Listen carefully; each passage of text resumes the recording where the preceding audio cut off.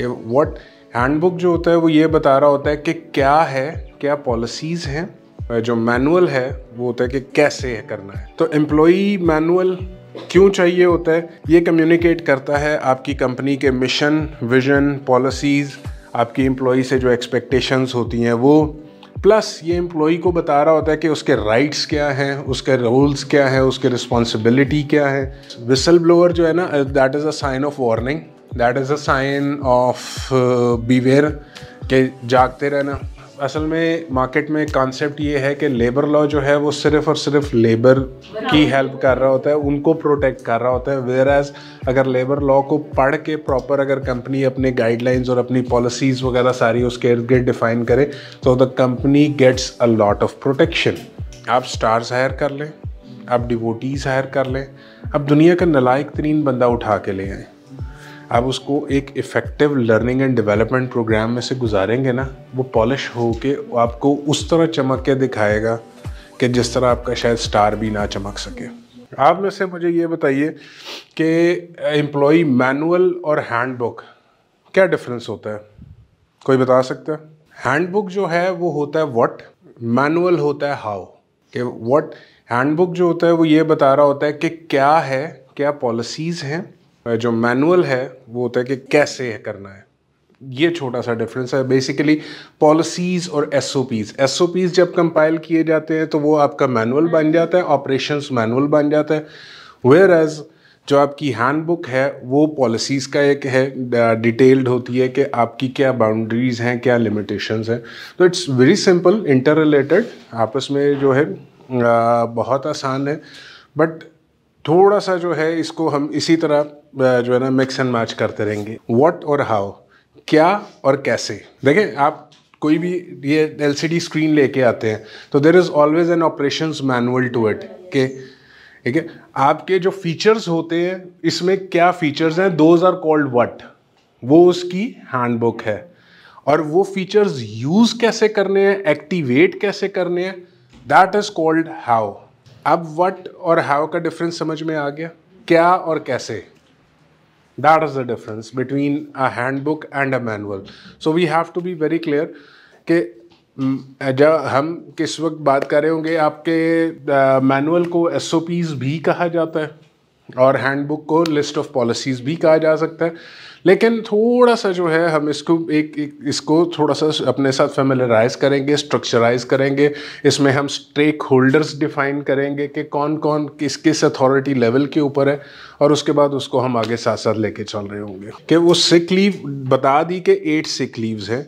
अब let's say एक सिक leave है तो you just need to put an email, एक ईमेल करें, या बाज़ जहाँ कंपनीज़ में अभी ईमेल का रिवाज नहीं है वहाँ पे मैनुअली एक एप्लीकेशन लिखे, उसके ऊपर आपका डायरेक्टली एक मैनेजर जो है वो लीव अप्रूव कर देते हैं। अब खुदा न खास्ता, गॉड फॉरबिड, किसी को टाइफाइड है, ठीक है, तो ये एसओपी के अंदर ये होगा कि उसको अगर 3 दिन की कंटिन्यूस छुट्टी चाहिए तो उसका इमीडिएट मैनेजर उस चीज़ को अप्रूव नहीं कर सकता, उसकी अप्रूवल अथॉरिटी कोई और है, उसके साथ उसके सपोर्टिंग डॉक्यूमेंट्स लगेंगे जिसमें मे बी उसके ब्लड टेस्ट की रिपोर्ट वगैरह होगी। इस तरह की चीज़ें जो है ना, ये सारी चीज़ें एसओपी का हिस्सा होती हैं, ठीक है। ये आपका जो है ना मैनुअल होता है। अब एक चीज़ ध्यान में रखिएगा कि कुछ एसओपीज़ ऐसे होते हैं जो पब्लिक होते हैं, जो तमाम लोगों की एक्सेस में होते हैं, जो सारे उसको रिव्यू कर सकते हैं। कुछ एसओपीज़ ऐसे होते हैं जो आपकी इंटरनल वर्किंग के होते हैं, जिनको आप कभी भी पब्लिक नहीं कर सकते। और नंबर 1, नंबर 2, ये चीज़ ध्यान में रखिएगा कि what ever medium that you use, आपका जो मैनुअल, आपकी हैंडबुक, ये कभी भी एडिटेबल फॉर्म में एक्सेसिबल नहीं होनी चाहिए।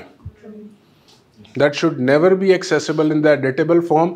पर्टिकुलर लोग जिनका एक्सेस लेवल उस रैंक का हो, जिनका डेजिग्नेशन उस मुकाम पे हो, सिर्फ वो उनके पास उसके एडिट राइट्स होने चाहिए। That should not be publicly accessible to anyone. ठीक हो गया। सो हम सबसे पहले चलते हैं, हम स्टार्ट करते हैं एम्प्लॉई हैंडबुक के साथ। ठीक हो गया। एम्प्लॉई हैंडबुक क्या कर रही होती है, ये बेसिकली आपकी कंपनी का विजन, आपकी कंपनी का mission, policies, expectations, employee rights और responsibilities, channels of communication, stake holders, ये सारी चीज़ें जो हैं एम्प्लॉई हैंडबुक का हिस्सा होती हैं। तो एम्प्लॉई हैंडबुक जो है that is basically the very first document.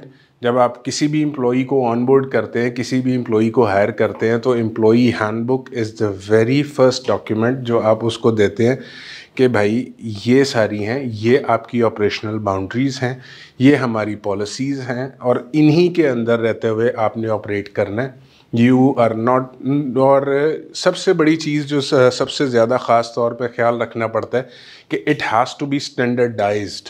Standardised किस तरह है कि आपने हर डेजिग्नेशन लेवल के मुताबिक उसमें डिफ़ाइन करना है कि मैनेजर के ये एक्सेस राइट्स हैं, सीनियर मैनेजर के ये हैं, डायरेक्टर के ये हैं, वीपी के ये हैं, प्रेसिडेंट के ये हैं। सर आप जेडीज की बात कर रहे हैं? नहीं, एक्सेस राइट्स।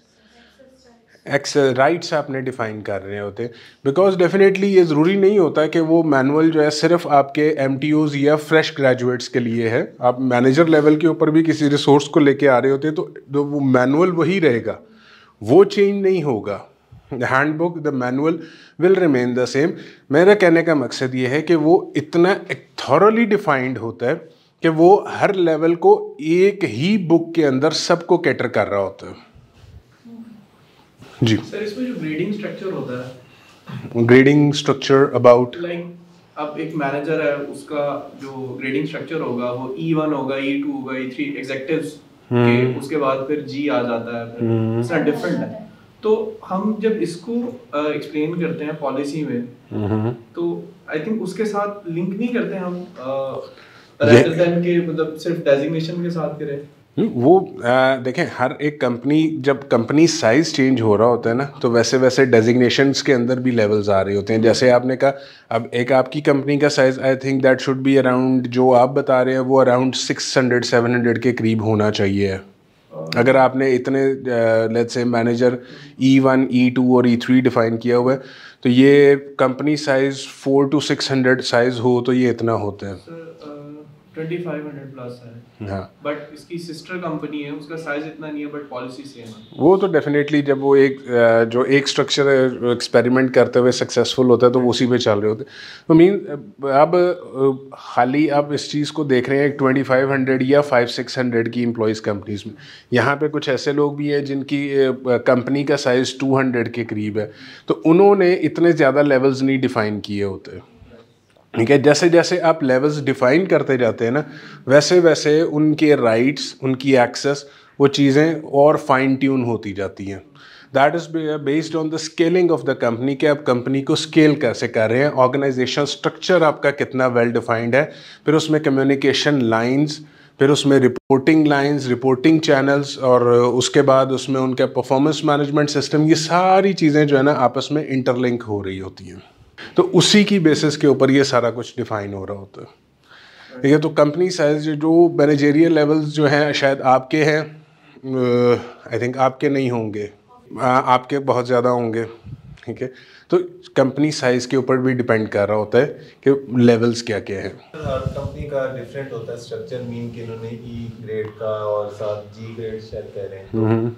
जहाँ मैं काम करता हूँ वहाँ एम ग्रेड मैनेजमेंट के लिए, ई ग्रेड एग्जीक्यूटिव्स के लिए, S supervisor and W workers के लिए। तो इस हिसाब से वो डिफाइन बिल्कुल W1 to 6, E1 to E8, M1 to M4, ये सारे जो है इस तरह। एग्जैक्टली।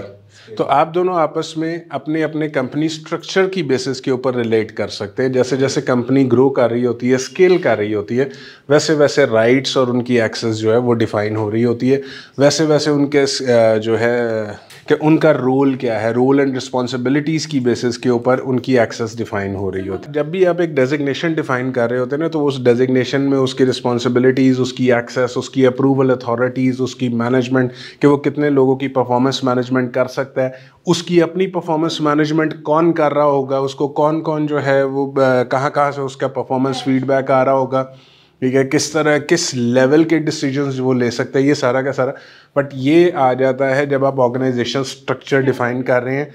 मैनुअल के अंदर ये सिर्फ लिखा जाता है। मैनुअल में जो है ना ये चीज़ सिर्फ लिस्टेड होती है कि जैसे आपका G1, G2, G3 है, या W1, W2, W3 है, या आप मैनेजर है या डायरेक्टर है, या इनके एक्सेस क्या है, ये किस के कहाँ तक डिसीजन। जैसे अभी उनकी एग्जांपल थी कि इमीडिएट मैनेजर जो है वो एक दिन की leave application, sick leave application approve कर सकता है, लेकिन अगर 3 दिन की किसी को चाहिए तो वो उससे ऊपर वाले लेवल के ऊपर जाएगा, क्योंकि definitely they have to manage the shifts also. ठीक है, तो एम्प्लॉई मैनुअल क्यों चाहिए होता है? ये कम्युनिकेट करता है आपकी कंपनी के मिशन, विजन, पॉलिसीज़, आपकी एम्प्लॉई से जो एक्सपेक्टेशंस होती हैं वो, प्लस ये एम्प्लॉई को बता रहा होता है कि उसके राइट्स क्या हैं, उसके रूल्स क्या हैं, उसके रिस्पॉन्सिबिलिटी क्या है, चैनल्स ऑफ कम्युनिकेशन क्या हैं, उसके स्टेक होल्डर्स कौन कौन है, डिपार्टमेंट्स का इंट्रोडक्शन दिया जा रहा होता है उसको, first second third level access दी जा रही होती है। जैसे अकाउंट्स, अगर किसी को भी अपने पे स्लिप से कुछ इश्यूज हैं या उसने टैक्स रिलेटेड या डिडक्शंस रिलेटेड डिस्कशन करनी है तो he would go to the accounts. तो अकाउंट्स में सबसे पहले उसने कहाँ से स्टार्ट करना है? लेट्स से अकाउंट्स में अगर लोअर लेवल के ऊपर एक पेटी कैश मैनेज करने वाला है तो he does not have the access to the pay slip वगैरह की उसके पास एक्सेस नहीं है, तो उसने किसके पास जाना है? इस तरह की सारी चीज़ें जो हैं वो एम्प्लॉई मैनुअल के अंदर शेयर की जाती हैं। नहीं, देखें, organogram is a part of the employee manual organogram उसका एम्प्लॉय मैनुअल का पार्ट होता है, लेकिन डेफिनेटली अगर आपको अपनी पे स्लिप से कोई इशू है तो you would not be going to the director finance या आप डायरेक्टर अकाउंट्स के पास तो नहीं जाएंगे ना। आप जो अकाउंट्स में जो पेरोल से डील कर रहा है आपने उसके पास जाना है। ये सारी चीज़ें जो हैं वो उसमें डिफाइन की होती हैं।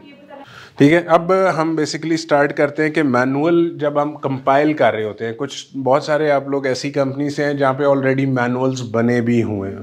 ठीक है, तो आप में से ये बताइए कि कितनों ने manual start to end read किया, कवर टू कवर रीड किया हुआ? अच्छा, जो एम्प्लॉय मैनुअल है उसकी इनिशियल ओनरशिप जो है वो एचआर के पास ही होती है। ठीक है जी, इम्प्लीमेंटेशन एचआर के पास होगी, लेकिन उसमें जितनी भी पॉलिसीज़ डिफाइन है ना वो रेलेवेंट डिपार्टमेंट के साइन ऑफ के बगैर नहीं हो सकेंगी या हेड ऑफ डिपार्टमेंट्स के साइन ऑफ के बगैर नहीं हो सकेंगी। फॉर एग्जांपल, आप तो जितनी कंपनीज हैं वहाँ पे इंटरनेट फैसिलिटी है, सेंट्रली एक्सेस्ड है, तो उस इंटरनेट की यूजेज पॉलिसी आपको आपका आईटी डिपार्टमेंट डिफाइन करके देगा, जो आपका आईटी हेड ने साइन ऑफ किया होगा। जब वो साइन ऑफ कर देगा या उसके ऊपर गो हेड दे देगा, then it would become a part of your manual. Employee manual का हिस्सा वो एज जो है वो आपके एम्प्लॉय मैनुअल में मेंशन्ड होगा, नंबर 1। नंबर 2, जहाँ पे भी वायलेशन होगी रेलेवेंट डिपार्टमेंट जो है उसमें सबसे पहले जो है वो अपडेट करेगा एचआर को। जैसे अभी आईटी वाली ही एग्जांपल दी आपने, स्ट्रीमिंग बैन की हुई है, कोई बंदा ऐसा है जिसने वीपीएन चलाया और स्ट्रीमिंग कर रहा है, आईटी डिपार्टमेंट इस चीज़ को मॉनिटर कर रहा होगा और इसको सबसे पहले वायलेशन को टेकअप करेगा आईटी डिपार्टमेंट एचआर के साथ। हेड भी कर सकता है या डिपेंड कर रहा है कि जो है वो लेवल क्या है। ज़रूरी नहीं है कि वो हेड की तरफ से ही आए, वो हेड के नंबर 2 से भी आ सकता है, नंबर 3 से भी आ सकता है, क्योंकि एक वायलेशन रिपोर्ट हो रही है ना, because it's basically in the interest of the company. Being an employee of the company, आप सब लोगों के जो है, since you are get earning from there, तो ये आप सब का जो है वो बन रहा होता है, मॉरल रिस्पॉन्सिबिलिटी है, एथिकल रिस्पॉन्सिबिलिटी है कि कोई भी वायलेशन हो रही है या कोई भी ऐसी खराबी पैदा हो रही है तो आप उसको रिपोर्ट करें इमीडिएटली। तो दैट जो रिपोर्टिंग है वो कहीं से भी हो सकती है। उसके बाद वायलेशन की बेसिस के ऊपर जो है उसका जो एसओपी इंटरनली आप लोगों का डिफाइन होगा, उसके मुताबिक उसकी सारी चलेगी। पहले इन्वेस्टिगेशन होगी जिसमें एम्प्लॉई से भी पूछा जाएगा, उसके बाद अप्रोप्रिएट एक्शंस या जिसमें पेनलाइज या जो भी होगा, जो भी एक्शन डिफाइन किया होगा, जिस लेवल का वायलेशन होगी वो साथ में वहाँ पे होगी। जैसे अभी मैंने आईटी का बताया, हरासमेंट है, फीमेल कोवर्कर्स की या मेल कोवर्कर्स की हरासमेंट है। अब जब भी हरासमेंट होगी, हरासमेंट का प्रोसेस हमेशा ये डिफाइन किया जाता है कि देयर इज़ ऑलवेज एक बोर्ड बनाया जाता है जिसमें आइदर जेंडर, मेल और फीमेल दोनों की इक्वल रिप्रेजेंटेशन होती है। उसी की बेसिस के ऊपर जो है इन्वेस्टिगेशन होती है। बाज़ औक़ात जो है जब इन्वेस्टिगेशन में जो भी रिज़ल्ट सामने आता है उसमें डिपेंड कर रहा होता है, आइदर अपॉलॉजीज़ होती है या इमीडिएट फायरिंग भी होती है, ज़ीरो टॉलरेंस भी होती है। लेकिन अगर पूरा प्रॉपर प्रूफ उसके पास नहीं अवेलेबल हो पाता तो बाज़ औक़ात एम्प्लॉई की जो है परफॉर्मेंस हिस्ट्री भी देखी जाती है, दूसरा कई दफ़ा ये होता है कि एम्प्लॉय को नोटिस या प्रोबेशन पे भी डाल देते हैं, तो दैट कैन बी एनीथिंग। ये आपने जो है ना पॉलिसीज़ अपनी अपनी कंपनी के रेलेवेंट, जो आपकी कंपनी का ऑलरेडी कल्चर बना हुआ है या जो मैनेजमेंट ने पॉलिसीज़ अप्रूव की होती है उसी को फॉलो करते हुए हो रहा होता है। जो आपके रिपोर्टिंग मैनेजर या लाइन मैनेजर होंगे वो टेकअप कर रहे होंगे इसको। देखिए मुख्तलिफ चीज़ें हैं ना, मुख्तलिफ चीज़ पॉइंट्स के ऊपर, जैसे अब आप परफॉर्मेंस मैनेजमेंट और violation are two different things, ठीक है। परफॉर्मेंस मैनेजमेंट में होता है कि you are not doing your duties up to the satisfaction और you are not meeting your expectations. Violation होती है हमेशा कि there is a certain set of rules defined that you have broken.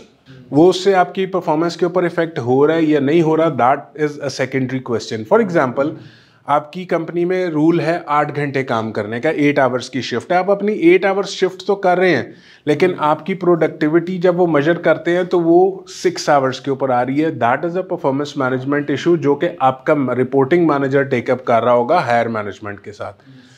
लेकिन एक सिचुएशन ये है कि 8 घंटे की आपकी शिफ्ट डिफाइंड है, आप 6 घंटे काम करके गायब हो जाते हैं अपनी सीट से, वो 2 घंटे जो है वो एक्स्ट्रा बीच में से आप जो है ना हर हफ्ते डेली बेसिस के ऊपर वो करें, that is violation, that is violation. Performance management में जहाँ पे आपकी लैगिंग होगी वहाँ पे आपको बिठा के पहले एक दफ़ा वार्निंग दी जाएगी, बताया जाएगा कि ये आप कर रहे हैं, दूसरी दफ़ा वार्निंग दी जाएगी, तीसरी दफ़ा नोटिस सर्व होगा, जो भी अपनी कंपनी का एक उन्होंने स्केड्यूल या प्रोसेस डिफाइन किया होगा। वेयरएज़ वायलेशन के ऊपर जो भी होगा वो नोटिस होगा इमीडिएटली, या प्रोबेशन होगा या टर्मिनेशन होगी, वो दोनों का जो है ना स्कोप डिफरेंट है। विसल ब्लोअर्स जो थे ना ये पर्टिकुलरली हायर किए जाते थे जब पुराने टाइम में जब शिप सेल करते थे ना, तो ये they used to go up on the mast, ये मास्ट के ऊपर होते थे जो शिप का सबसे टॉप एरिया होता था, और इनके पास विसल होती थी। रात में ख़ास तौर पे ये होते थे, ये लाइट फोकस कर रहे होते थे और रास्ते में कोई भी चीज़ ऐसी आ रही होती थी जिस पे खौफ या ख़तरे वाली बात होती थी, तो ये use to blow whistle, that is called a whistle blower. जिसने टाइटैनिक मूवी देखी है उसमें आपने गौर किया कि जैसे ही आइसबर्ग नज़र आया ही फर्स्ट सबसे पहले विसल ब्लोअर, तो विसल ब्लो जो टर्म है ना वहाँ से निकली हुई है, ठीक है।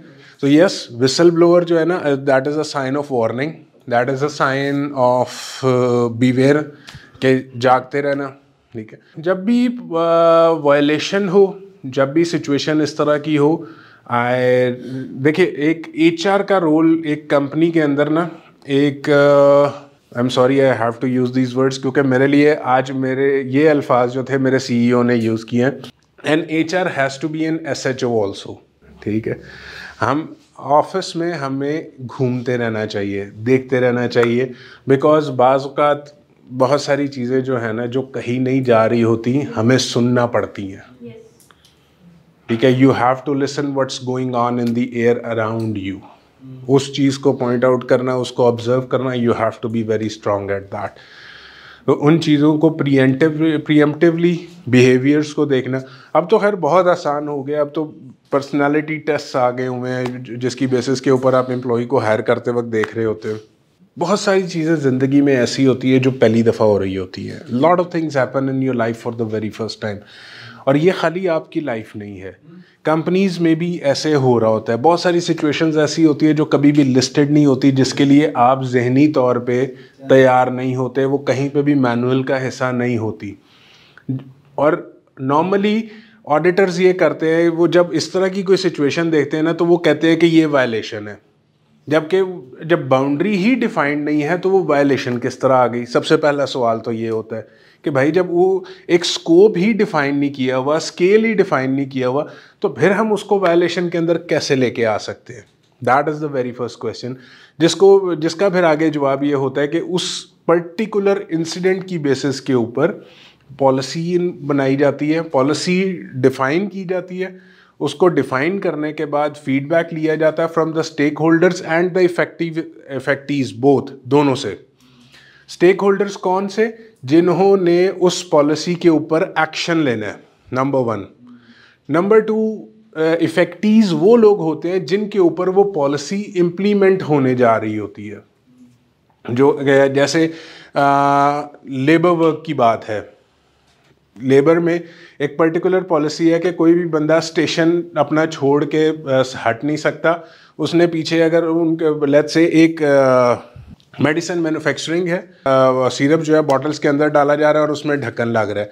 अब एक बंदा ऐसा है जिसने कंटिन्यूस ढक्कन लोड करना है and he has to take a nature's call, ठीक है। Let's for example just think of it कि ये सिचुएशन इससे पहले कंपनी में क्रिएट नहीं हुई, ठीक है। तो he has to go to the washroom और अब वो क्या करेगा, दो ही तरीके हैं, या तो वो चुप करके चला जाएगा, वो चला जाएगा तो वो उसका जो वो बेल्ट प्रोडक्शन मैन्युफैक्चरिंग जो प्रोडक्शन बेल्ट चल रही है वो सारी की सारी ख़राब हो जाएगी।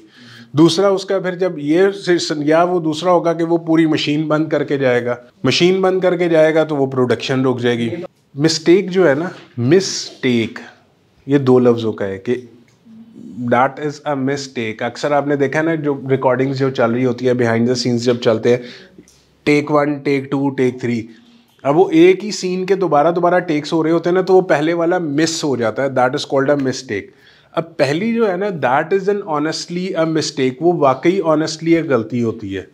अगर दूसरी दफ़ा सेम चीज़ रिपीट हो रही है तो आई कॉल दैट जो है ना नेग्लिजेंस। तीसरी दफ़ा रिपीट होती है तो मैं उसको हैबिट कहता हूँ, दैट इज़ हैबिट। ब्लेंडर होता है, ब्लेंडर मिस्टेक के केस में आ जाता है, या ब्लेंडर को बाज़ औक़ात वो भी ये भी हो जाता है कि मैनुअल डिफाइंड था, कुछ 50% उधर कर लिया, 50% मैनुअल फॉलो नहीं किया, तो उसको भी ब्लेंडर कह सकते हैं। लेकिन मिस्टेक इन पर्टिकुलर पहली दफ़ा ऑनेस्ट होती है, दूसरी दफ़ा जो है वो नेग्लिजेंस होती है, थर्ड टाइम हैबिट होती है। तो भाई अगर बात यह है, अगर एक कंपनी हैबिचुअल है मिस्टेक्स में और वो बार बार अपने आप को रेप्रीमेंड नहीं कर रही, तो फिर उसकी लाइफ बहुत थोड़ी है। Anyone can blow the whistle. Whistle blower जो है ना, ये पर्टिकुलरली नहीं है कि तुमने विसल ब्लो करनी है या you are the one who should be pointing out. Anyone can report anything, ठीक है। कोई भी वायलेशन हो रही है, कुछ भी हो रहा है, तो वो कोई भी उसको, एक सेकेंड, कोई भी उसको रिपोर्ट कर सकता है। ये आपका काम है, HR का काम है, या किसी का भी जो है वो रेलेवेंट डिपार्टमेंट का काम है कि वो उस चीज़ को ऑब्जर्व करें, नोटिस करें और देखें कि क्या वाकई जो उसने चीज़ पॉइंट आउट की है वो सही है या गलत है, विद इन द पॉलिसी है या पॉलिसी की वायलेशन है, चोरी तो नहीं हो रहा। ये सारी चीज़ें जो है उसी के अंदर आ जाती हैं। किसी को पर्टिकुलरली आप ये नहीं कह सकते कि you have to be the whistle blower. Whistle blowing का जो कॉन्सेप्ट है ना, वो that always has to be internal, ठीक है। एक्सटर्नली आपको जाके कोई अगर रिपोर्ट कर रहा है, उसके बाद वो जब आपको रिपोर्ट हो रही है तो it is your job and your responsibility कि आप उसको प्रॉपरली इन्वेस्टिगेट करें, ठीक है, इम्पार्शली अनबायस्ड। देखें HR का रोल जो है ना बड़ा क्रिटिकल होता है इन्वेस्टिगेशंस में। You have to put personal liking and disliking on the side, references आपको सारे एक साइड पे रखने पड़ते हैं। You have to be very very very impartial on this, unbiased. और ये चीज़ जो है आपकी कामयाबी के लिए इंतहाई इम्पोर्टेंस रखती है, because you have to be loyal to the organisation. और ये आप जो अर्न कर रहे हैं उस रिस्क को हलाल करने का जो है ना, वो बेसिकली आइडिया भी यही है कि you have to be loyal to the organisation. कुछ चीज़ें होती हैं परफॉर्मेंस रिलेटेड, कुछ होती है पॉलिसी की वायलेशन, ठीक है। एक बंदा 8 घंटे काम कर रहा है लेकिन प्रोडक्टिविटी 6 घंटे की दे रहा है, वो उसकी परफॉर्मेंस रिलेटेड इश्यूज हैं। एक बंदा काम ही 6 घंटे कर रहा है तो वो पॉलिसी की वायलेशन कर रहा है, ठीक है। अब वो बंदा डेफिनेटली, उसने अगर आपको कहा गया है कि let him go immediately with immediate effect, उसको जाने दे, तो there must be something behind that. हो सकता है उसने क्लाइंट कम्युनिकेशन के दौरान कोई ऐसी बात कह दी हो जो कि उसको नहीं कहनी चाहिए, या उसने अब आपको तो नहीं पता कॉन्फ्लिक्ट ऑफ इंटरेस्ट का आइडिया है। कॉन्फ्लिक्ट ऑफ इंटरेस्ट ये होता है कि आप जिस ऑर्गेनाइजेशन के लिए काम कर रहे हैं उस तरह का सिमिलर काम आप किसी और ऑर्गेनाइजेशन के लिए ना करें, या आप सॉलिसिटेशन की तरफ ना जाएं। सॉलिसिटेशन किसको आइडिया है? What is solicitation? Employee solicitation, client solicitation क्या होती है? एम्प्लॉय सॉलिसिटेशन होती है कि मैं कंपनी छोड़ के चला गया हूँ, मैं ये मेरे साथ काम करते थे, मैं इनको कहता हूँ कि आ जाओ, दैट इज़ एम्प्लॉय सॉलिसिटेशन। आपके सिचुएशन में सॉफ्टवेयर हाउसेज में, IT इंडस्ट्री में, मैं क्लाइंट के साथ डायरेक्टली काम कर रहा हूँ, मैं क्लाइंट को कहता हूँ तुम उनको $5,000 दे रहे हो, मुझे $4,000 दो, मैं तुम्हारे साथ डायरेक्ट काम करता हूँ, कंपनी को फारिग करवाओ, दैट इज़ क्लाइंट सॉलिसिटेशन। और ये आ जाता है कॉन्फ्लिक्ट ऑफ इंटरेस्ट में। You don't know the back story. हो सकता है उसने कोई कॉन्फ्लिक्ट ऑफ इंटरेस्ट जो है वो क्रिएट किया हो, कोई सॉलिसिटेशन करने की कोशिश की हो, यू डोंट नो दैट। तो मैनेजमेंट का डिसीजन आप पूछ सकते हैं if you have the authority, या आप उस कंफर्ट जोन में हैं तो आप पूछ सकते हैं, पूछने में हर्ज कोई नहीं है। अदरवाइज नॉर्मली यही होगा, और ये सिचुएशन 99% ऑफ द टाइम जो है ना वो एम्प्लॉई हमेशा मजलूम बनेगा। I am putting up a word, एक टर्म है छोटी सी जो कि बड़ी वेगली डिफाइंड है हमारे लेबर लॉ में, which should be very clear. Major misconduct का किसको पता है? Does anybody have an idea what major misconduct is? Major misconduct जो है ना ये एक ऐसी टर्म है जो कि लेबर लॉ में इनकलकेट की गई है, और इसमें बहुत ज़्यादा जो है ना छूट दी गई है कंपनीज़ को। The companies can actually define the terms of major misconduct, और उस मेजर मिसकंडक्ट की बेसिस के ऊपर they can actually define their own actions, कि अगर मेजर मिसकंडक्ट के इस वाले पार्ट में फॉल करते हैं, या इन मेजर मिसकंडक्ट की लेट्स से 6 टर्म्स हैं, तो पहली 2 टर्म्स में एक वार्निंग लेटर होगा, सेकंड वार्निंग नहीं होगी, सेकंड नोटिस होगा, दूसरी 2 टर्म्स के अंदर नोटिस होगा, तीसरी टर्म्स के ऊपर इमीडिएट फायरिंग है। okay? तो मेजर मिसकंडक्ट ये टर्म हमारे लेबर लॉ ऑफ पाकिस्तान में डिफाइंड है, टर्म डिफाइंड है, लेकिन इसके जो लिटरल बाउंड्रीज हैं वो कंपनीज ने खुद डिफाइन करनी होती है।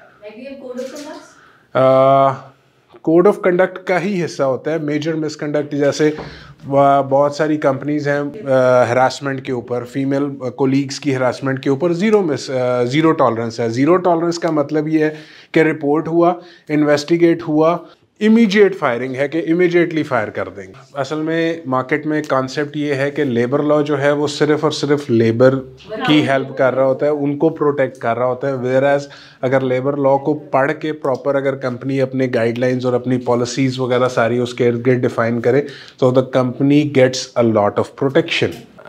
एक क्वेश्चन था जी वार्निंग्स और show cause. Show cause warnings जो हैं वो बेसिकली वायलेशंस के ऊपर आती हैं। शो कॉज में होता ये है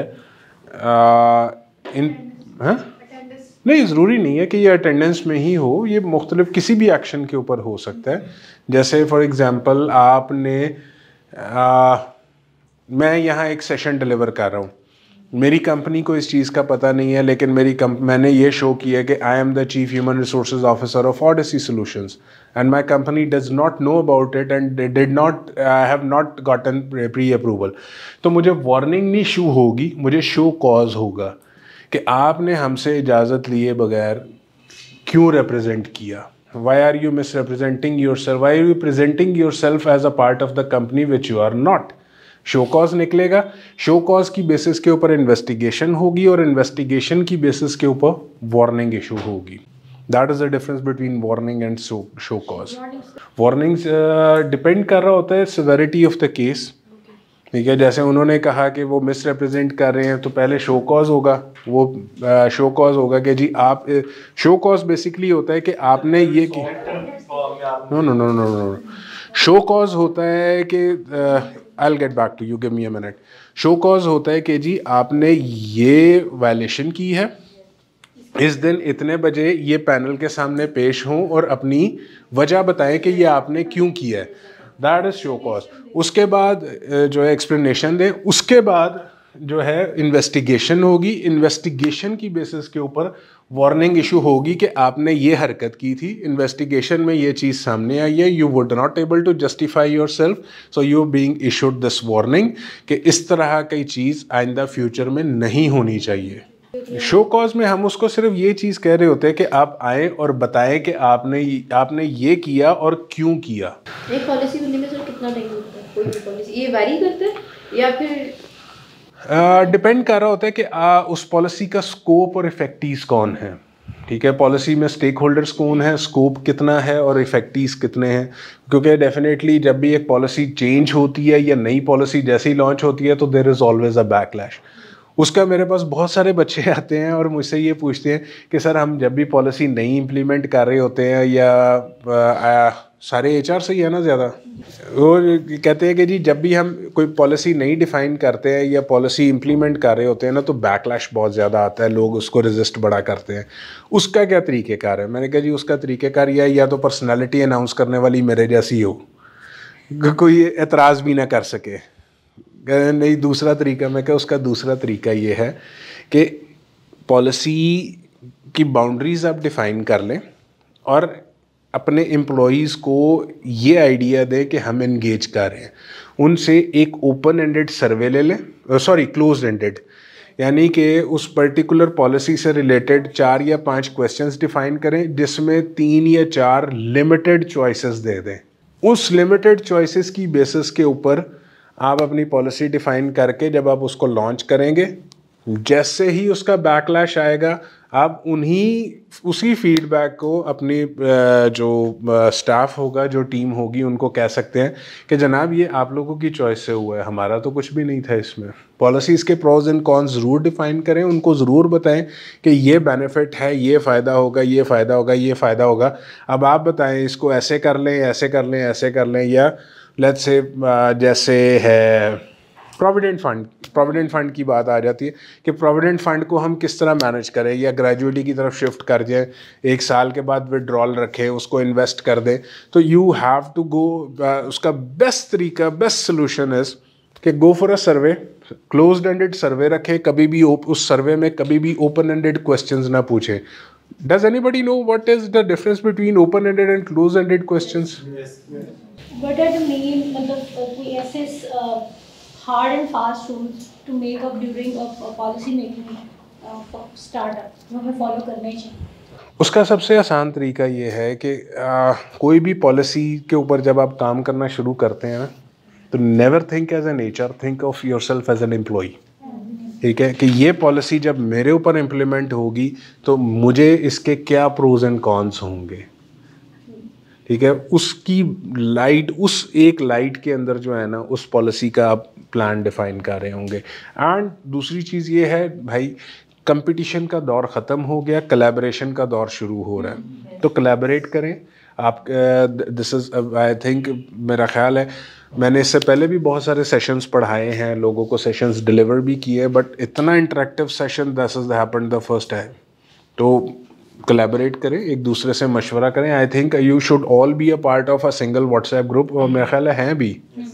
हाँ, तो पूछें, मशवरा करें, उसमें डिस्कशन करें, कोई मसला नहीं है। पॉलिसी इम्प्लीमेंट करने से पहले आप लोगों ने R&D प्रॉपर नहीं किया था। देयर हैड एक प्रॉपर एक R&D होना चाहिए था।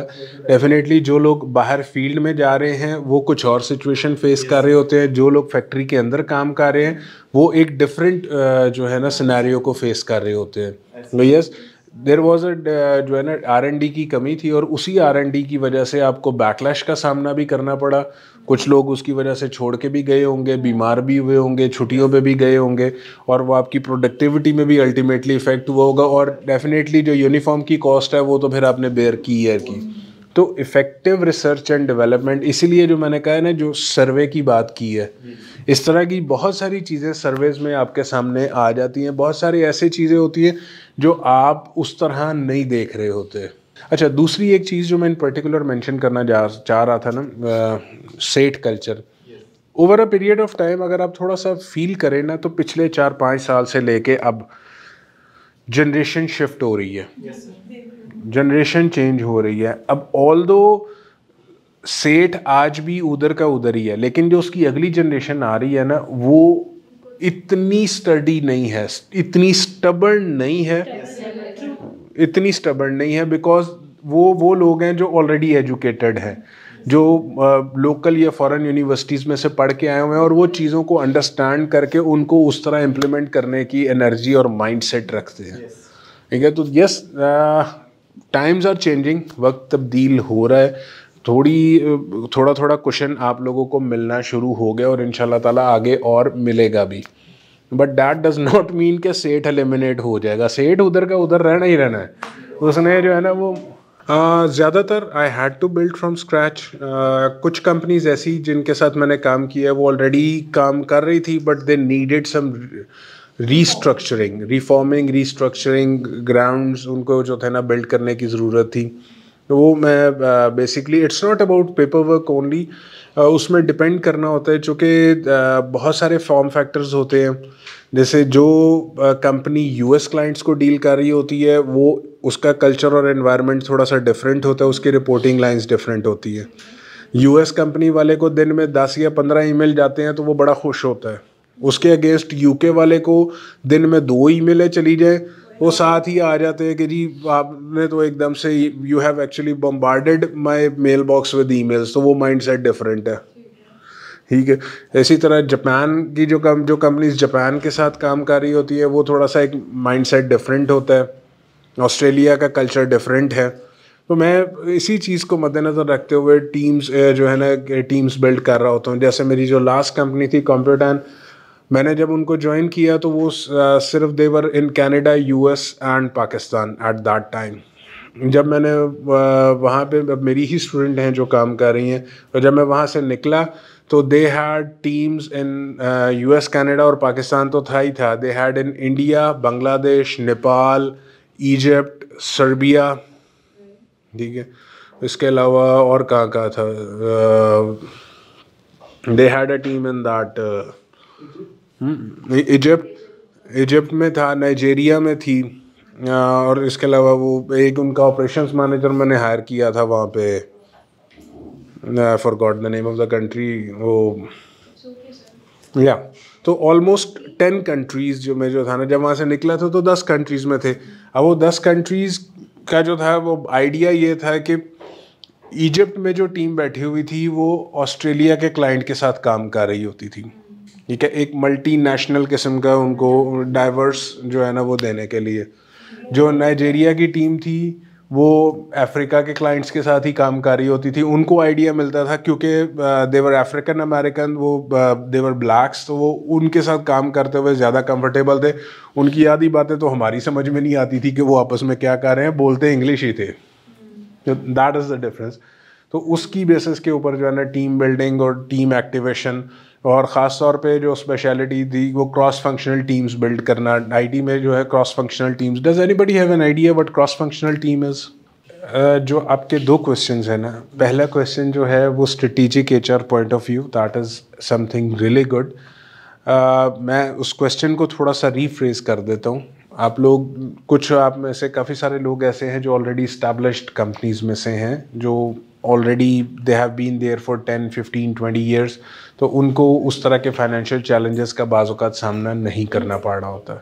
ठीक है, स्टार्टअप्स की सिचुएशन ये होती है, they always have a limited supply, और अनलेस एंड अनटिल जब तक उनके मल्टीपल रेवेन्यू स्ट्रीम्स डेवलप नहीं हो जाते, they are always on a very tight budget. तो उस बेसिस के ऊपर स्केल कैसे कर रहे होते हैं, that was your question, am I right? Budgeting and forecasting का आइडिया आपको होगा कि जब भी हम MBAs, जो ख़ास तौर पे BBAs और MBAs हैं, फाइनेंस में एक टर्म है that is called budgeting and forecasting, कि आपने फोरकास्ट करना है कि आने वाले 6 मंथ्स में या 1 ईयर में आपके रेवेन्यू, मंथली रेवेन्यू इनफ्लोज क्या होंगे। आपकी देखें, अब बात यह फिक्स कॉस्ट तो आप डिफाइन कर सकते हैं, वेरिएबल कॉस्ट जो है वो आपने कंट्रोल करनी है, और वो कंट्रोल किस फैक्टर के ऊपर करनी है, it's on your budget and forecasted revenue that is coming in the meanwhile. वो साथ में बोझ जाता है आपके बिजनेस डेवलपमेंट डिपार्टमेंट के ऊपर भी कि वो मल्टीपल रेवेन्यू स्ट्रीम्स जनरेट करे ताकि वो कंपनी उस तरह स्केल हो सके। अदरवाइज दूसरा तरीका फिर यही होता है कि एवरी मंथ HR अपने पेरोल की बेसिस के ऊपर अपना बजट दे देता है या रिसोर्स रिक्वायरमेंट। लेट से अब आपको एक प्रोजेक्ट मैनेजर ने कहा कि जी मुझे इस पर्टिकुलर टेक्निकल स्पेसिफिकेशन का रिसोर्स चाहिए है। अब definitely the process would be कि उसने रिसोर्स मांगा, आप मैनेजमेंट को बताएंगे जी उसको ये बंदा चाहिए, इतने अरसे के लिए चाहिए, ये उसका सैलरी पैकेज तकरीबन बनेगा, अप्रूवल दें, आपको गो हेड मिल गया, you will start looking for the resource. लेकिन जैसे ही जैसे ही अप्रूवल मिलेगी, आप साथ ही अपने पेरोल के बजट में ये ऐड करेंगे कि ये एक एडिशनल नया बंदा ऐड होने जा रहा है, बिकॉज अल्टीमेटली आपको पैसे तो फाइनेंस नहीं देने हैं ना, और फाइनेंस को किसने देने हैं? हायर मैनेजमेंट की तरफ से आने हैं। हायर मैनेजमेंट के पास कहाँ से आने हैं? वो जो रेवेन्यू स्ट्रीम है जहाँ से आपने कि रेवेन्यू आपका जो है वो आ रहा है। तो that is the process that has to go. Budgeting और फोरकास्टिंग के आपके कॉन्सेप्ट स्ट्रॉन्ग और क्लियर होंगे तो इस तरह की सिचुएशन आप मैनेज कर सकेंगे, क्योंकि स्केलिंग खाली कंपनी साइज़ के ऊपर नहीं हो रही होती। डेफिनेटली जैसे जैसे आप रिसोर्सेज इंक्रीज कर रहे होते हैं, आपकी कंपनी की स्केलिंग हो रही होती है बिजनेस ग्रोथ के ऊपर। और बिजनेस स्केल के ऊपर जो है ना आपका कंपनी साइज स्केल हो रहा होता है, कंपनी साइज के ऊपर बिजनेस स्केल नहीं हो रहा होता। जैसे जैसे आपकी रिक्वायरमेंट बढ़ती है वैसे वैसे आप लोग ऐड करते हैं। या तो हो आपके पास एक अच्छी इन्फिनिट सप्लाई ऑफ अमाउंट है, पैसे हैं पीछे काफ़ी, और आपको किसी किस्म की परेशानी नहीं है। एक क्वेश्चन और था जो मैंने, that was about cultural diversity. जैसे अब मैकडॉनल्ड्स है या KFC है या पिज़्ज़ा हट है। अब पिज़्ज़ा हट जहाँ पे आप सऊदी अरब में चले जाएं, पाकिस्तान में आ जाएं, कहीं पे भी आप जाएंगे वहाँ पे वो हलाल लिखा होता है। यूरोप में चले जाएं वहाँ पे हलाल नहीं लिखा होता, ठीक है। तो डेफिनेटली स्पेसिफिक रीजनल स्पेसिफिक होता है, लेकिन जब आपकी फिजिकल लोकेशन एक जगह पे है, जैसे I think you are not from Lahore, आप कहाँ से हैं? आपके साथ जो लोग काम करते हैं और कितनी सिटीज से हैं? सब डिफरेंट सिटीज से, ठीक है। तो cultural diversity when you are in one geographical location तो फिर आपका मैनुअल स्टैंडर्डाइज किया जा सकता है, लेकिन जब आप एक जियोग्राफिकल लोकेशन में नहीं है तो फिर आपको थोड़ा सा जो है वो कल्चरल वेरिएशन का ख्याल रखना पड़ता है। उसकी रीज़न क्या है? Their stomachs are not trained to the local spices the way we are. हम लोगों के स्टमक्स जिस तरह लोकल स्पाइसेस के ऊपर ट्रेन हुए हैं वैसे नहीं। आप तो जर्मनी स्पेन की बात कर रही हैं, यहाँ से जो पान आप यहाँ पे खाती हैं कराची में you can not have the same thing, ठीक है। वो कराची में जो पान मिलता है, नो डिसरिस्पेक्ट टू एनीवन, मेरा अपना शहर है, मेरा अपना मुल्क है, मेरा अपना शहर है, लेकिन वो थोड़ा सा उस पान के कंटेंट्स और उसका टेस्ट और उसकी जो इंग्रेडिएंट्स हैं वो थोड़े से ज़्यादा तेज़ होते हैं, ठीक है। वो हमारे लिए बर्दाश्त करना मुश्किल हो जाते हैं। तो yes cultural differences are there, but the thing is हम अगर अपने आप को देखते हैं तो we as one nation geographically जहाँ पे आप इकट्ठे हो जाते हैं then that should not be a problem। या एयरलाइंस में they always offer जो है कॉशर मील्स ऑफर करते हैं, you know that। कितने लोगों ने इंटरनेशनली जो ट्रेवल किया and they have kosher meals for you। Basically जैसे मैंने कहा कि it's a period of collaboration. तो बड़ा रेयरली कुछ कंपनीज होती हैं जो लोकली जो है ना जो अपने एजेंट्स हायर करके, जैसे उन्होंने कहा आउटसोर्सिंग का, तो एजेंट्स हायर करके वो उन्होंने एजेंट ने भी आगे लिखा होता है senior HR manager at confidential, ठीक है, वो ये भी मेंशन्ड होता है। तो yes sometimes the situation is there. इस तरह की हरकत बिग IT कंपनी, और उन्होंने हरकत ये की थी, उन्होंने हमारे लिए चैलेंज क्रिएट कर दिया था। हमारा जो ओरिजिनल टेक स्टैक है ना दैट इज़ पाइथन, वो आए पाकिस्तान में आए, उन्होंने 3 हफ्ते के अंदर अंदर जो है ना 180 के करीब लोग हायर कर लिए। मुझे उन्होंने अप्रोच किया कि जी आप आ जाए। मैंने जो प्रोस्पेक्टिव कैंडिडेट्स थे मेरी करंट कंपनी के, उन्होंने वो भी उठा लिया। मैं I was bit of it, but ultimately क्या हुआ कि उन्होंने जितनी तेज़ी से लोग हायर किए थे उतनी तेज़ी से उन्होंने ले ऑफ्स भी किए। And right now they have around 27 और 28 एम्प्लॉइज इन पाकिस्तान सिर्फ, यानी कि वो 200 हिट करके वापस 27-28 पे आ गए। सर ऐसी क्या रीजन होती है कंपनी ले ऑफ जाना शुरू हो जाती है, उसको कैसे बचाया जाए उस चीज़ से? 2 चीज़ें होती हैं। सबसे पहली चीज़ होती है राइट हायरिंग, स्केलिंग, जो उनकी बात थी कि स्केलिंग अगर वो कर रहे हैं और वो ठीक नहीं कर रहे चीज़ें और अपनी बाउंड्रीज वगैरह डिफाइन नहीं कर रहे, वो है। नंबर 2 होती है कॉम्प्रोमाइज़ इन हायरिंग। ये रेफरेंस के ऊपर ये इनको जानते थे, अब he is not a fit for the job. ये PHP डेवलपर है, मुझे पाइथन का बंदा चाहिए, इन्होंने रेफ़र किया, मैंने रख लिया, अब वो परफॉर्म ही नहीं कर पा रहा। तो अल्टीमेटली जिसने पैसे देने हैं उसने महीना इंतज़ार करेगा, 2 महीने इंतज़ार करेगा, तीसरे महीने कहेगा निकलो, ठीक है। तो राइट हायरिंग और राइट साइजिंग।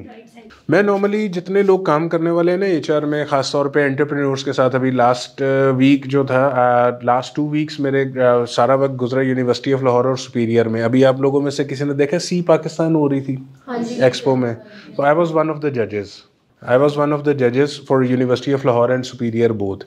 अब मुझसे सबसे पहला क्वेश्चन यही पूछते थे जो यंग एंटरप्रेन्योर्स थे, क्योंकि वो बिल्कुल यंग बच्चे थे, आप लोगों की एजेस में थे, तो वो यही सबसे पहले पूछते थे कि सर ये मशवरा दे कि क्या करें और क्या ना करें।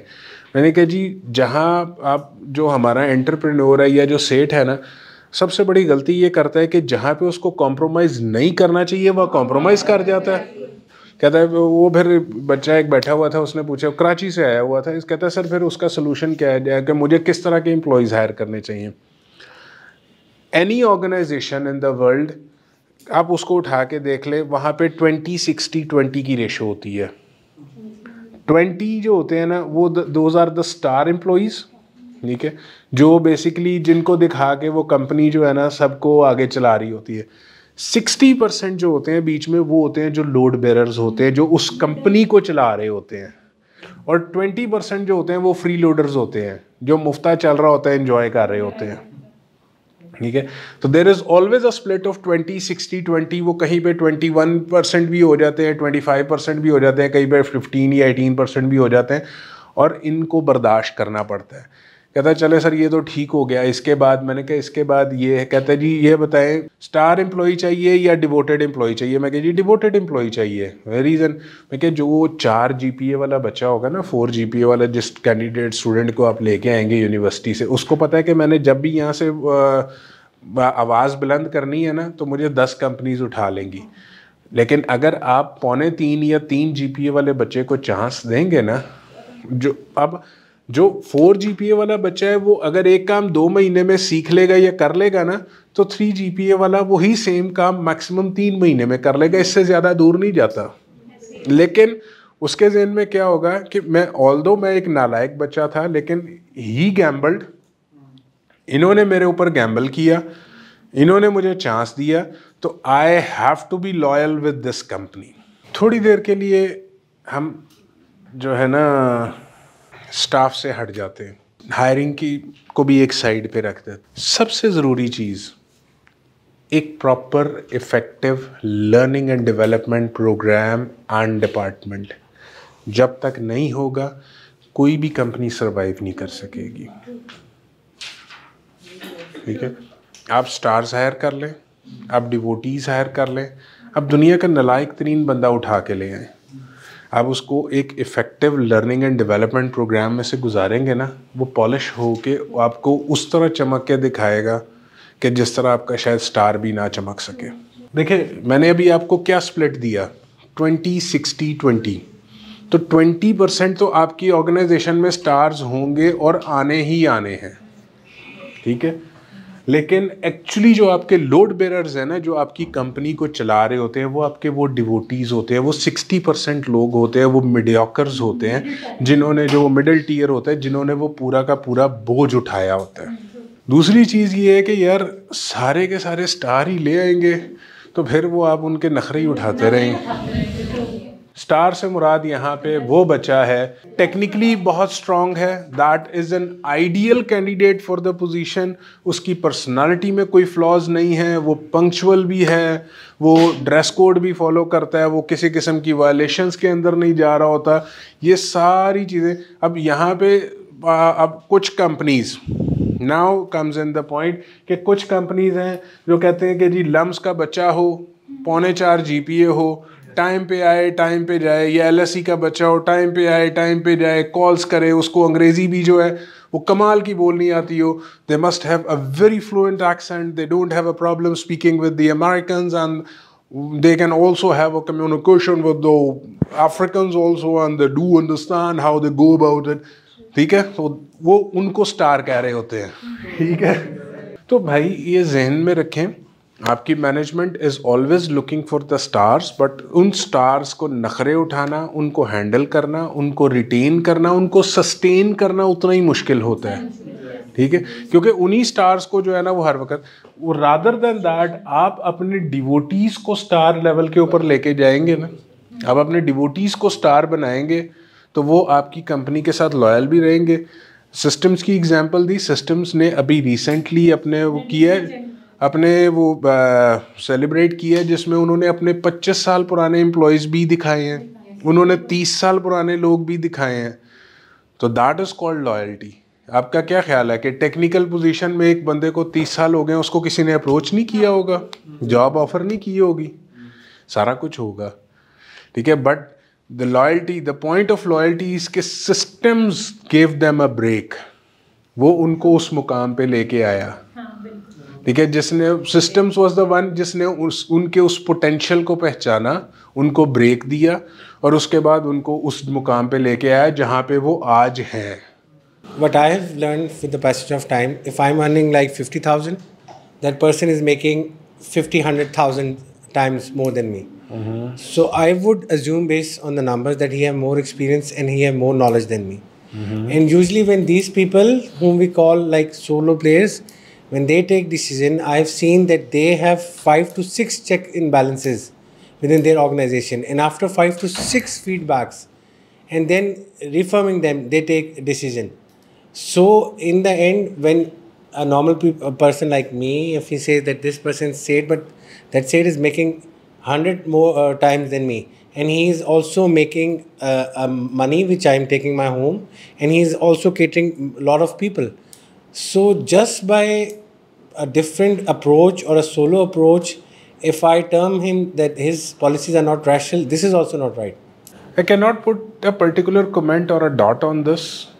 देखिए, हम लोगों को, आप सबको, हमें इंक्लूडिंग माई सेल्फ, आप लोग भी और माई सेल्फ, हम लोगों को हायर ही इसीलिए किया जाता है कि we have some particular set of expertise, जो एक्सपर्टीज़ उनके पास नहीं है, तो उनको कुछ चीज़ें, कुछ काम उनको डेलीगेट करना पड़ता है। हाँ, रिजिडनेस, स्टबर्ननेस वहाँ पे आती है कि जब वो कह दिए, मैंने ये कह दिए, चाहे आपके एक्सपीरियंस, मेरा 15 साल का एक्सपीरियंस है, मेरे सीईओ को 3 साल हुए हैं काम करते हुए, क्या वो कहेगा जी मैंने ये कह दिया है, ये करना ही करना है। मैं उसको समझा रहा हूँ कि भाई मेरा इतना एक्सपीरियंस है, आप नुकसान कर लोगे अपना, ना करो।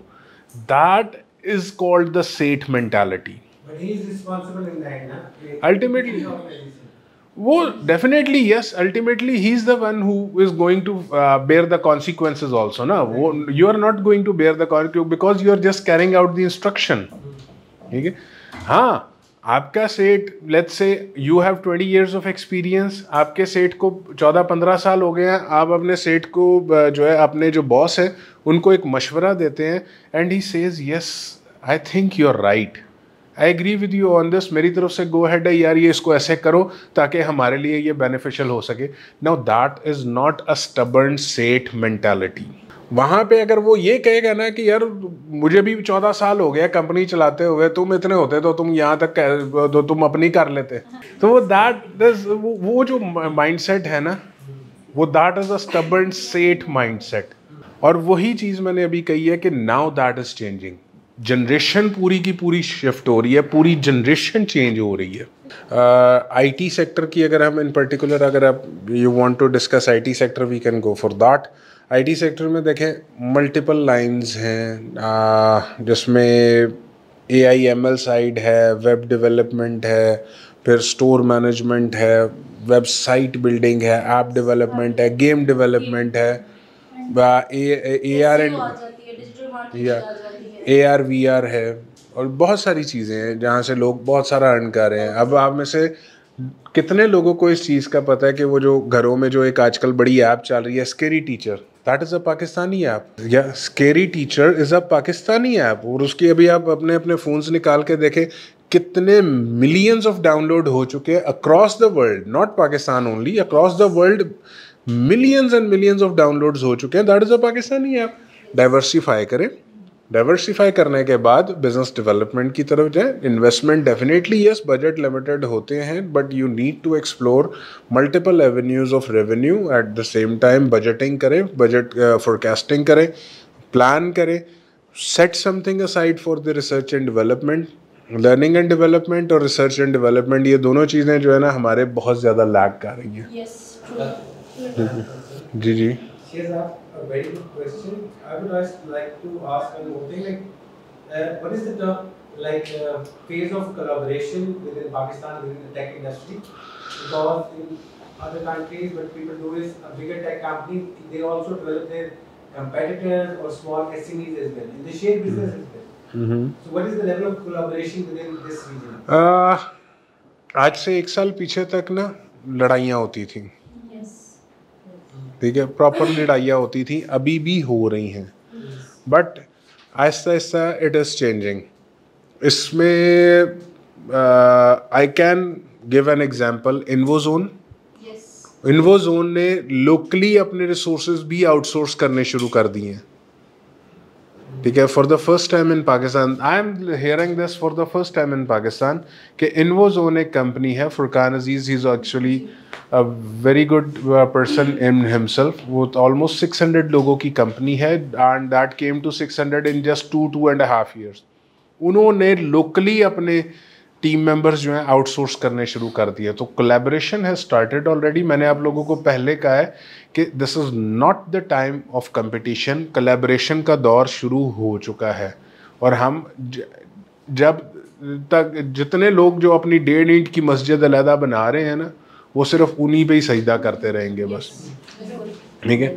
और आगे जो है वो बड़े बड़े इदारे, बड़ी बड़ी कंपनीज बननी शुरू हो गई हैं और करेंगे, काम कर रहे हैं लोग। लर्निंग एंड डेवलपमेंट प्रोग्राम है, ये तो उसके ऊपर डिपेंड करेगा ना। आप उसको सर्टिफिकेशन ही नहीं करने देते और आप उसको कहते हैं कि ये सीख लो, तो वो या कोर्सेरा से उसको कोर्स नहीं लेके देते, यूडेमी से कोर्स नहीं लेके देते, ठीक है। और आप उसको कहते हैं कि ये तुमने सीखना है और ये सीखोगे तो सर्वाइव करोगे, तो वो बच्चा कहाँ सर्वाइव करेगा। आप उसको give him the tools for fight, then send him to a war.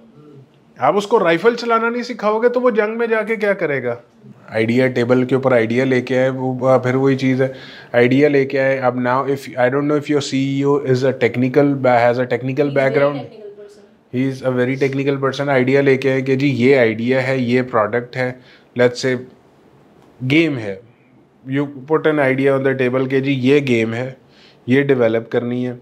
इसके लिए जो है ना हम लेट्स से एंड्रॉयड के लिए कॉटलिन जावा यूज़ कर रहे होंगे, iOS के लिए जो है ना रिएक्ट नेटिव की ऐप चल रही होगी और ये सारा है।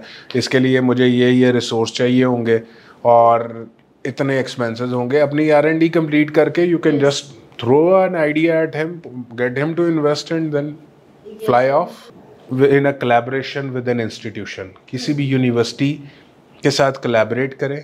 अब उनको कहे जी ये पर्टिकुलर प्रॉब्लम है जो हम फेस कर रहे हैं, इसका सलूशन हम डेवलप करके हम अपने स्टाफ को ट्रेन करना चाह रहे हैं, आप इसका हमें सलूशन भी डेवलप करके दें, आपके उन लोगों को हम जॉब्स भी देंगे और हम इस सलूशन को आगे इम्प्लीमेंट भी करेंगे। और उस वहाँ पे जब एक चीज़ आपके पास एक सिचुएशन डेवलप हो जाए, अपने ही स्टाफ को वहाँ से साथ में ट्रेन करवाए, ठीक है। द बेबी स्टेप इज के कोलैबोरेट विद एन इंस्टीट्यूशन। कुछ चीज़ें हैं, मैं IT सेक्टर से बाहर इसलिए निकला, IT सेक्टर से रिलेटेड रिलेट इसलिए नहीं किया क्योंकि हमारे technology is evolving very quickly. लेकिन मैन्युफैक्चरिंग साइड पे अगर हम आते हैं तो बहुत सारी चीज़ें ऐसी हैं जो अभी तक उसी कन्वेंशनल मेथड्स के ऊपर चल रही हैं, कन्वेंशनल प्रोसीजर्स और प्रोसेसेस को फॉलो कर रही हैं।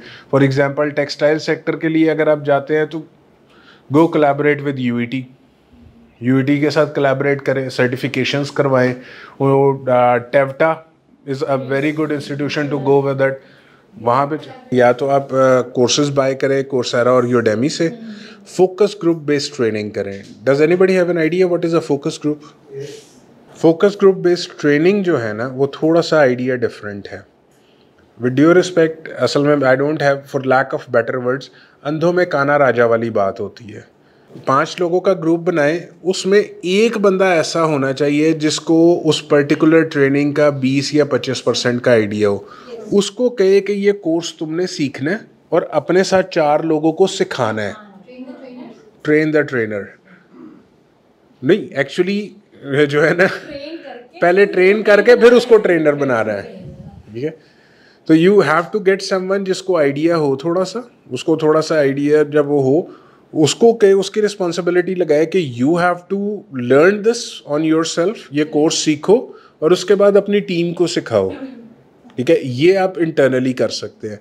एक्सटर्नली कोलैबोरेट करें। यू हैव IT सेक्टर में जो इस वक्त टॉप पे चल रहा है पाकिस्तान में, दैट इज़ PNY ट्रेनिंग्स और डाइस एनालिटिक्स, ठीक है। ये 2 इंस्टीट्यूशन हैं जो टेक सेक्टर में इस वक्त टॉप पे चल रहे हैं ट्रेनिंग्स में।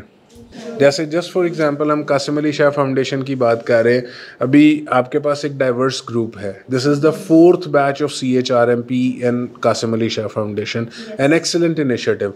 और आई थिंक कि जितनी नॉमिनल अमाउंट के ऊपर कासिम अली शाह फाउंडेशन CHRMP करवा रहा है, इस तरह कोई भी नहीं करवा रहा।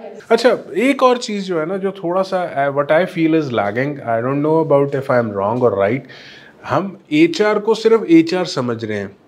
भाई HR डिवाइड हो चुका है, रिक्रूटमेंट अलहदा हो गई है, रिवॉर्ड्स एंड बेनिफिट्स अलहदा हो गए हैं, कॉम्पनसेशन अलहदा हो गया है, लर्निंग एंड डेवलपमेंट अलहदा हो गई है, ब्रांडिंग अलहदा हो गई हुई है, इवेंट्स अलहदा हो गए हुए हैं। ठीक है जी, ठीक है।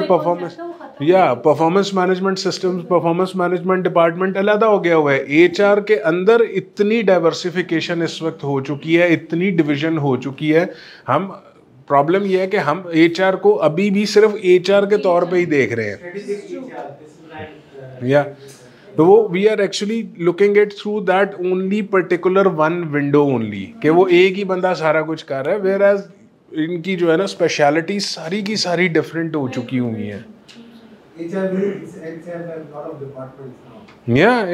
HR itself has a lot of departments and it has become a whole tree। और yes, organizations जो हैं अब इस तरह डेवलप कर रही हैं, अपने अपने डिपार्टमेंट्स डेवलप कर रही हैं, they are working on it right now। Any particular feedback about today's discussion or session? Any particular feedback? ऐसे डिस्कशन होते हैं तो बहुत सारे इशू, बहुत सारी चीजें, वो जो हमारा पर्पस है इतने सारे डाइवर्सिफिकेशन का, वो पूरा हो जाता है।